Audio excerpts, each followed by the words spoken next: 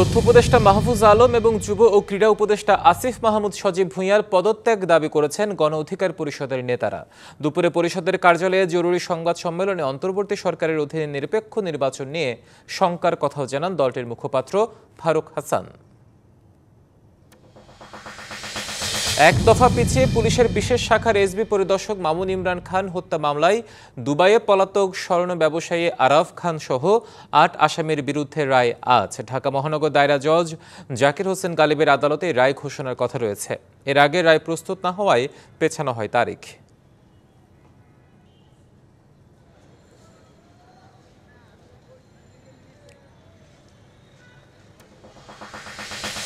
ঈদের আগে গেজেটভুক্ত করার দাবিতে মানববন্ধন করেছেন ৪৩তম বিসিএস এর গেজেটে বাদ পড়ারা। বাদ পড়া ২২৭ জনের নিয়োগের প্রজ্ঞাপন দ্রুত সময়ের মধ্যে প্রকাশের দাবি জানিয়ে সকালে রাজু ভাস্কর্যের পাদদেশে মানববন্ধন করেন তারা। সুনামগঞ্জের দোয়ারা বাজারে বজ্রপাতে যুবক নিহত হয়েছে। ভোররাতে উপজেলার বাংলাবাজার ইউনিয়নের বাঁশতলায় এ ঘটনা ঘটে। পুলিশ জানায় শেষ রাতে প্রচণ্ড ঝড় বৃষ্টির সময় সাইদুল ইসলাম বাড়ির উঠানে গেলে বজ্রপাতে গুরুতর আহত হন। তাকে উপজেলা স্বাস্থ্য কমপ্লেক্সে নিয়ে গেলে চিকিৎসক মৃত ঘোষণা করেন। উৎসবে খুশি হবে নগদে বেশি, কারণ ঘন্টায় ঘন্টায় আছে গিফট জেতার সুযোগ।